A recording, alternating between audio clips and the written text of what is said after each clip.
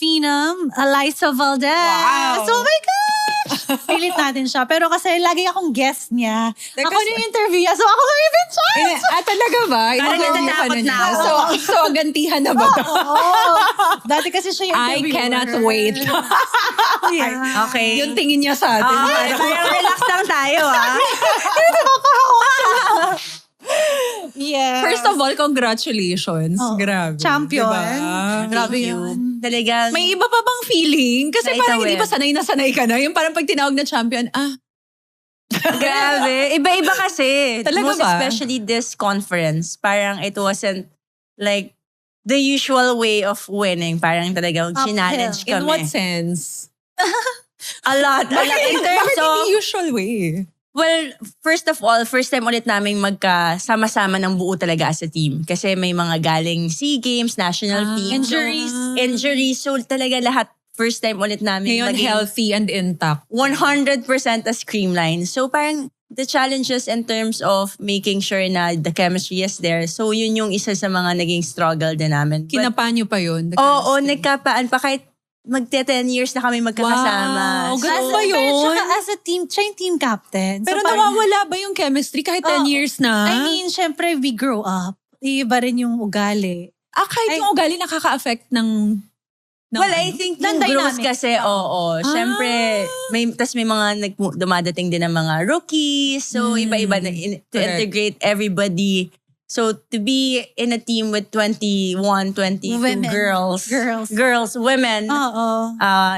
So, talagang medyo yun yung isa sa mga challenges namin. But grabe, si Lord talaga will make a way to strengthen our bond. Oo. Most especially sa mga crucial games namin. Ito, So, dami. favorite ko talaga to as a team captain. Syempre, ikaw lahat magmamanage noon. 21 women. So parang 21 ba sa isang I team? mean, kasi 14 to play. So may mga, syempre, may mga reserve. Ang dami. Oh, so Yeah. parang, how do you face that challenge na parang kailangan nyo mag-open forum? Ikaw dapat mag-initiate. Oo.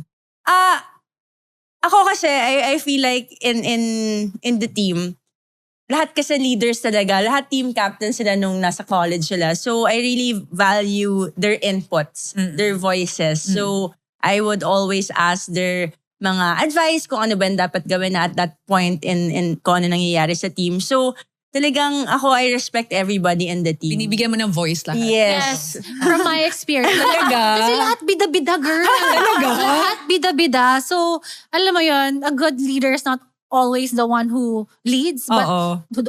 the one who also knows how to follow. Wow. And I think yung mga sa atin, marunong mag-follow. Yes. Oo.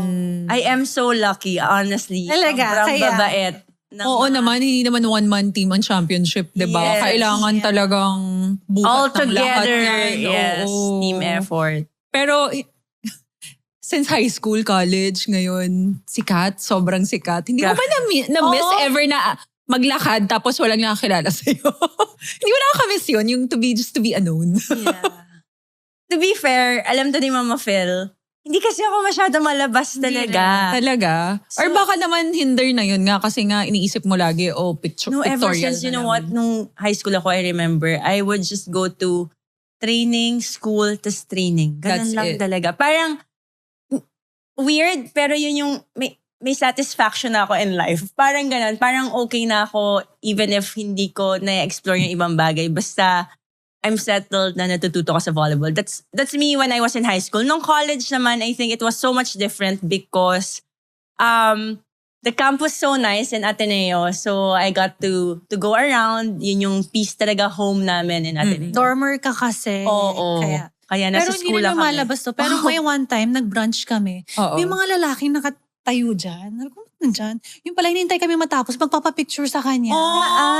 Sa Salcedo yun. Ay, sa Legazpi. Para nag-usap tayo. Tapos bilang, ko, ba't may mga lalaki nakatayo? So hindi niya alam mo, hindi Oo, talaga hindi niya nag-exist. Hindi talaga. Pero iba talagang Talaga, wala Alyssa siya. Valdez. Oo, Yung sino, sanay na siya. kahit like volleyball, pag Grabe. sinabi ko, I play volleyball, sabihin ng mga tao sa Taguig. Pag nag-ikot ako sa Taguig, Oo. sabi ko, yeah, ako naglalaro ng volleyball. Unang lang sasabihin, Alyssa Valdez. Oo. Pero talaga, so parang, Pag sinabi mong Philippine Women's Volleyball, Alyssa Valdez. Kaya dapat kasi maikli lang yung name para maalala. Di ba? Mas ma-recognize, ma-recall ng mga tao. Pero ganun talaga. I think Tsaka with the guidance of our seniors sina Mama Phil, parang na-lead talaga nila kami sa... Hindi, pero totoo. Kasi sila yung mga taong, kunwari, nagpakita sa amin kung paano ba siguro harapin yung mga bagay-bagay. And it was, I'm so thankful na I was able to see that and experience that with them talaga. But it never ever bothered you na parang feeling mo minsan na this is my private life, my private time. Kasi mga Hollywood stars as in respectfully, they would say na I'm in my private time. I would Ganon also. sila sa restaurant. Yeah, sometimes, kunwari nasa intimate dinner or with most especially with friends na not really public. Oo. If pag teammates, medyo okay lang kasi they're so used to it. Pag may mga friends ako na medyo Hindi naman private, sila. So I would say na lang, let's have a photo after dinner or if you can wait. So, honestly, medyo yung may mga tao rin naman talaga na very respectful of your space din. You So have it other depends. friends? Kabila. No. You have other friends? I have other friends now. Nagulat ka. So, pero alam ko naman, I keep up. Pero how do you pick your friends now na parang older ka na alam mong trusted? Grabe. Nakakatawa kasi alam to ni na Mama Phil na parang mabibilang mo lang sa kamay ko kung ilan yung friends ko talaga. Oh, you're friends with may kumaring Samantha. Yes! Yes! May meeting queen friends na siya. Di ba? I have friends out there. I joined, good. I joined PBB. I explore. I do still explore other things din naman. So that's why I meet other people. Correct. So nagiging close friends din talaga. Paano ba ngayong trentahin na siguro? Kasi I think magkakaroon talaga kayo ng mga conversations na parang magiging aligned kayo. Na parang you guys are on the same page. I'm not saying I'm not friends with my friends who are not aligned with my other siguro goals in the next few years. Pero kasi syempre at this point in my life, iba yung tinatry kong i-achieve din. And there are my friends din na parang ganun din yung ina-achieve. So sabay-sabay kami. And yun yung maganda also na nasa isang team ako. Kasi hindi ako natatakot. Most especially with MG, with sina Ella. Kasi alam mo, as an athlete, women in sports, very, for me, scary yung next step talaga. But In what sense? Scary in what sense? Because if you stop playing, technically, I would say probably volleyball has been my identity.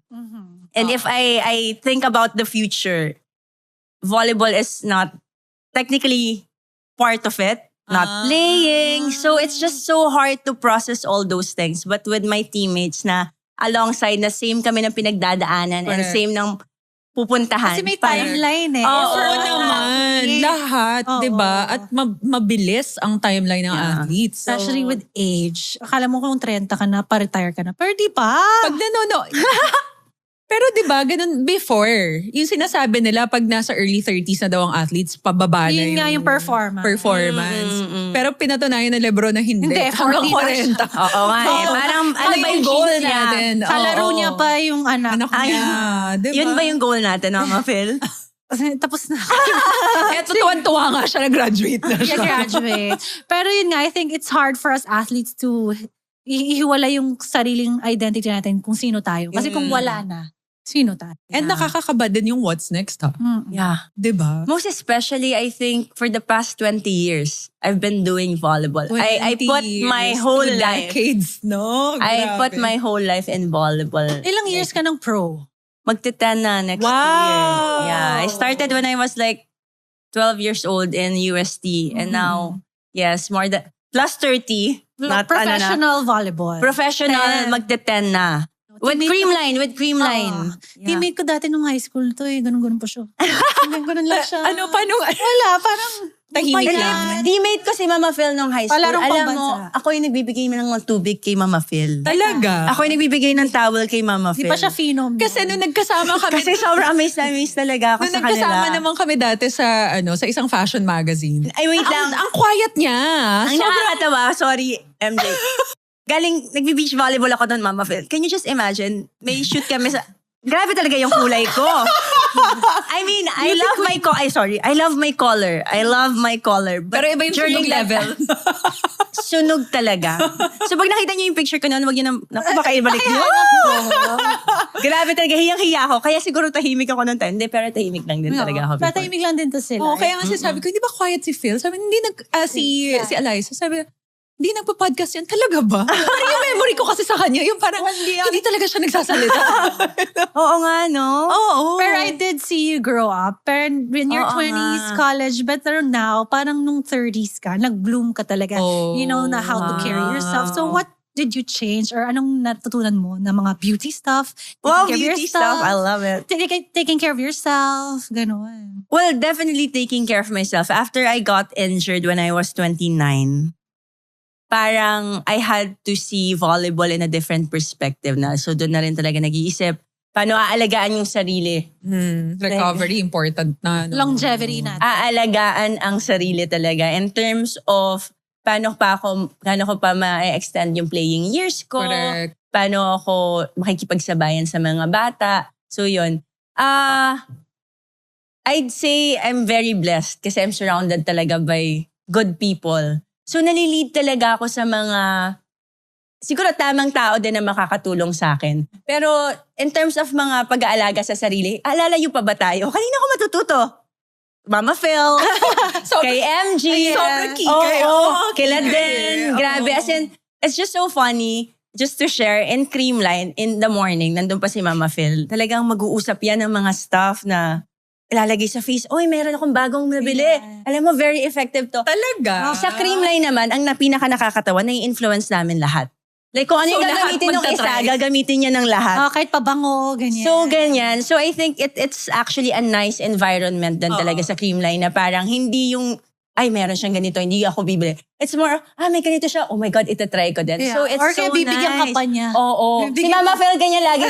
Lai, try mo to, ganyan. Ito, Ang may sarap, damit. parang Yeah. sorority. Yes. Yeah. And Even- maganda yung culture na na-build. Oo. Even sa clothes, like supporting locals and everybody. So, wala. Talagang we influence each other. So, it's just so nice to be surrounded by empowered women who actually just support you to grow din talaga as a person.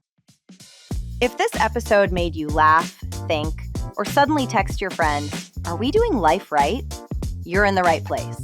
Follow Trentitas so you never miss an episode. And share it with a fellow 30-something who's also balancing dreams, bills, and existential questions. Because let's be honest, nobody really knows what they're doing in their 30s. We're all just figuring it out. Stick around for more real talk, good vibes, and conversations that make adulthood a little less confusing. This is Trentitas, your hangout for surviving your 30s.